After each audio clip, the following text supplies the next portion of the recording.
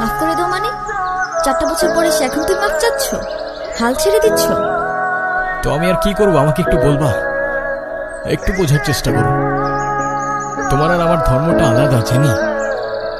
তোমার ফ্যামিলি কখনোই আমাদের সম্পর্কটা মেনে নেবে না।